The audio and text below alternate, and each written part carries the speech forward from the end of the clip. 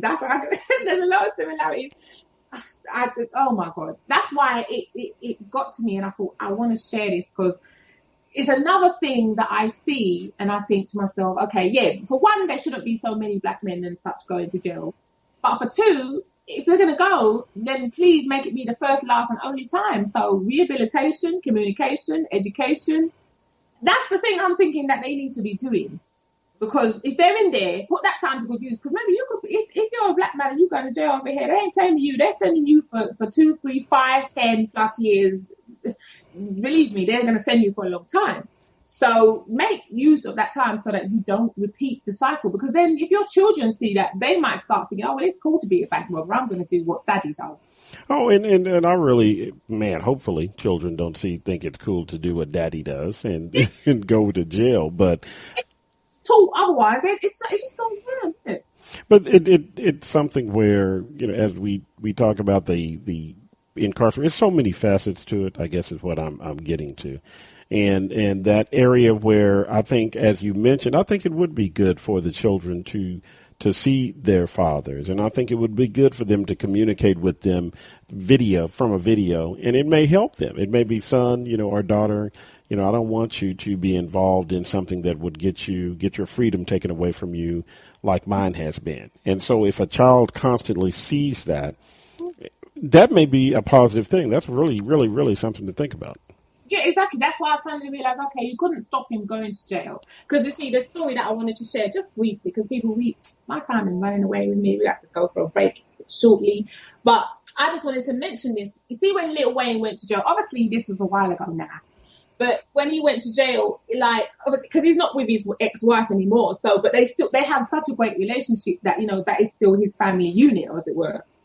And I just saw a little quote about something that before he went in, this is when he finally went in, he sort of was telling his wife to tell their daughter, just be strong, don't let her see him down and don't let her see his ex-wife down, because obviously they're upset because he's going to jail and they were going to send him away for quite a while. And it's like, be strong, just take care of her, take care of each other, and keep, because obviously she can phone her dad while he's there, but it's not the same, is it, if you don't get to keep up quite a good relationship while this person is locked away? Because obviously you could just look at it as like a extended vacation, but it's not a vacation, but an extended sojourn, shall we say. Well, it's funny that you say that, because if someone happens to go to jail for some other, whatever the reason is here in the States, I say they're on vacation. That's my little code sometimes. Yeah, but at least you can say, okay, well, they're away for this time period, but at least we know we can keep in contact. So it's not going to be so bad, but people, I hope you are enjoying the show today. This is the Ask Avani Show. I love to talk. I am sharing my views on this particular topic because I wanted to share it. But right now, we are going to have to take a short break because it's just what we got to do. But we're going to be back right after this.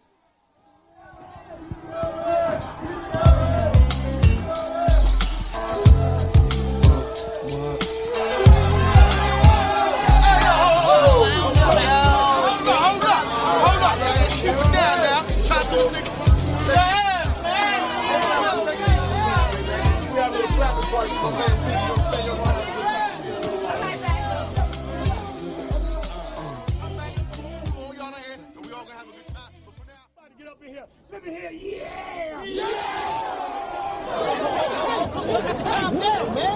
I said my don't dance, we just pull up a pants and do the rock away. Now lean back. Welcome back, people. You're listening to the Ask Avani Show. This is SoMetro Radio. You've just been listening to Terror Squad featuring Remy Ma. Lean back. That's a track and a half, okay? Now, today's show topic, prison visits versus new comms tech. Welcome back to K-Rose, show producer. Hi, K-Rose. Hello, Avani. Hello. Now, we've been having a really nice conversation about this because this is another topic.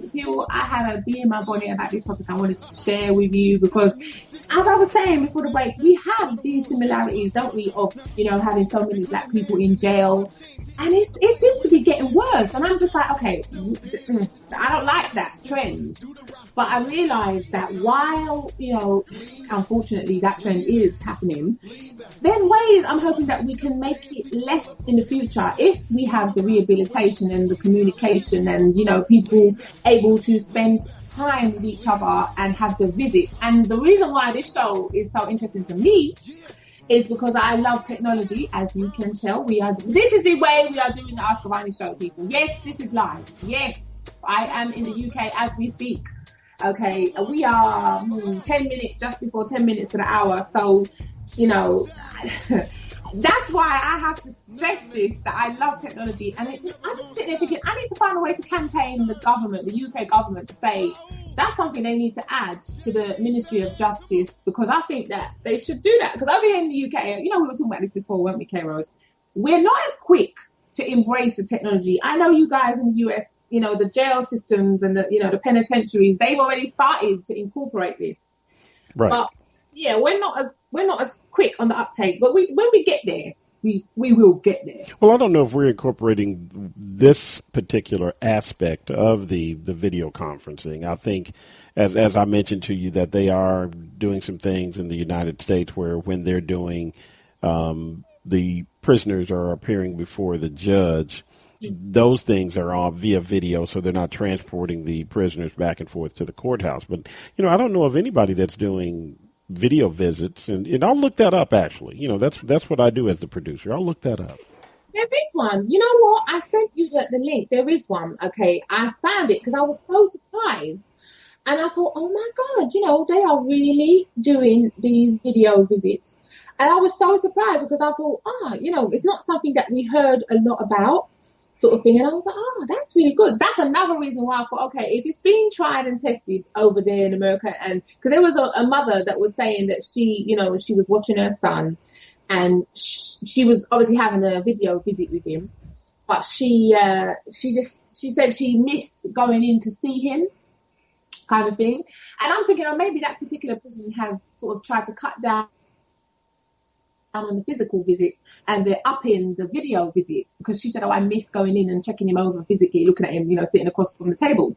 And I thought, okay, but I'm sitting there thinking, the reason why I think it would be such a good idea is because for the people that, if you can't get there, because say it takes 2, 3 hours, 4 hours to travel to the visit, and then you've got to be in the waiting room, before you can go through. You've got to do the prison security and the sniffer dogs and all this other mess that they want you to do. Now, do you want to take yourself tail up somewhere, wait for 4 hours, whatever, to travel? Then you've got to go through the prison security. Then you've got to sit there because you're not just going to go through this. If you take your children, they have to go through it as well. It's a painstaking process. And then you may be told, okay, well, now you sit here for an hour or so, just so you can get to visit somebody, and you may not even get that long. I mean, I don't know. That's like a whole day. You may have to stay in a hotel the night before so you can be closer to the prison. That's a lot. That's a whole lot, especially when you're dealing with children. Exactly. I was just like, you know what? You need to. And I've got to be honest with you. If I had children, right, I'm sorry, but I would really be thinking, I don't know if I'd want to take them to visit nobody in jail. Sorry. I just don't think I want to do that, because I don't want them to get used to that. To think, this is normal that we are coming to visit whoever it might be, daddy or whoever in jail. No, I don't want them to get used to that. But that part, now we're going to have to talk about this, because you mentioned before, and I agreed with you, that it's a positive thing for the person that is being rehabilitated, if he or she in fact is going to rehabilitate, to have connection with the family. So what are you saying then? You don't want that connection to be with the family because it may be a negative effect. It's going both ways. So which Now, this is why this is why I am advocating for the use of the video messaging, because I don't want to take my kids into the physical jail. Okay. So that's why I'm not saying that I don't want to have a contact. Of course, especially if it's somebody's children. That's not fair. You can't be nasty like that. So that's why I'm thinking, so it would work, because I don't want to take my children, if I had any, to the jail, but I'm not trying to stop them having the contact with their father or whoever it might be. I'm not trying to break that. I want that. But I just don't want to physically take my kids into that environment so they can have dogs messing with them and having people putting their hands in their hair and trying to check for stuff. No, I don't want to put my kids through that. That's to me, I just think that's not necessary if you don't have to do that. If you can have a video, they can sit in front of the video and say, "Hi, Daddy." That's fine because they're still talking. They can show him their homework and their schoolwork and whatever they're going to show him. And if I'm taking myself out of the equation, I'm going to go off into the kitchen and have a cup of tea. Whatever.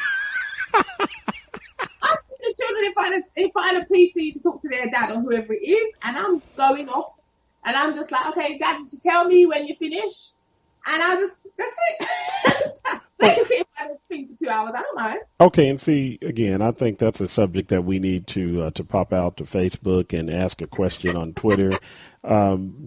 Should children be encouraged to visit, whether through video or in person, their parents if they're incarcerated? We should put that out there. Oh, because it keeps him grounded. It'll make that or her, whoever it is.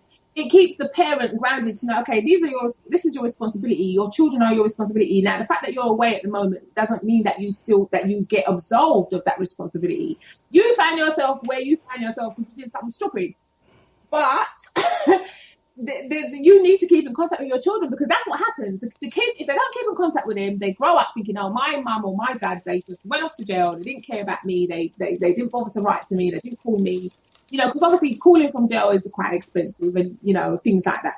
So if you've got the video now, that might be, and then they can still see each other as well. So that the parent can see the child, because, if they're there for years, the parent can see the child growing up, which unfortunately is the case, but they will see the child, the changes in the child, and the child gets to keep in contact and still keep a close as possible relationship with that parent because they'll be able to see each other over the screen, isn't it? That's why it's these days, no one ain't got no excuse. If they're about to say, okay, that the parent is going to do naughty things and they're not going to see their child for a while, they can't say, "Oh, well, I can't contact you for the next 5 years." No, because you can talk to them. You can call, if you want to make the effort to call, you call. See, this is why I'm a bit funny with my family at the moment because they're making all these excuses about not keeping in contact, and I'm just like, okay, whatever. Because with technology, you ain't got no excuse. So if you don't do it, I know you just don't want to talk to me. Well, and some people are uncomfortable. You mentioned in passing that one of your relatives is not comfortable with using one of the video functions. I wasn't happy about that. I did have a go at him because I thought, no, you ain't going to give me that because you're making excuses and we've used it and you know how to use it and you know it works. So don't be giving me that, what did he say to me? He said, that's right. He said conversation is limiting. I just went, look here, don't give me that. Come on with that. We're talking, you want to talk to me. I was instant messaging him. So I'm thinking, hold on, even as we're not having a video conversation, I'm instant messaging you through that service.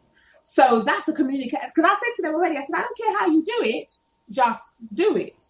I said, I don't care whether you phone me, whether you text me, I don't care whether you want to Facebook me or, whatever. It's the fact that you're doing the communication, you're taking the time to, whether it's to type it. You can, see, even on Facebook and things like that these days, on Twitter, you can leave voice messages, innit? Oh, yeah. So I just was like, you know what, just go away with that. Because you just... These upset me, you wound me up. And I just thought, no, you're full of it. Well, but maybe some people are do they have witness protection there in the UK? Yeah, they do. maybe they're in witness protection and they don't want to be heard or seen on any, device, any electronic device. Stop that, because I just thought, yeah, whatever, you're full of it. Because, okay, let me just think about some of these different video types of video services. Let me think. Okay, you got things like Skype, and you got Google Hangouts and FaceTime and Tango and Line and Uzu and Viber and VoxDocs and Tiny Chat. There's loads. There is no way someone can say, I can't find something that I like to use that we can keep in contact with. A lot of them are free. And I think most of this lot that I just mentioned are probably free. So I'm just thinking, why are they saying things like that? I just thought, you see, now I know you're full of it. Because he just turned around and said to me, it's limiting. I thought, nah, rubbish. Just, I don't want to hear it. I don't want to say nothing to you no more because I just thought, you see, but you're not going to turn around and say that I don't keep in contact with you because I told you the ways I can do it. Let's go. And you mentioned again something a little bit earlier in this segment about the in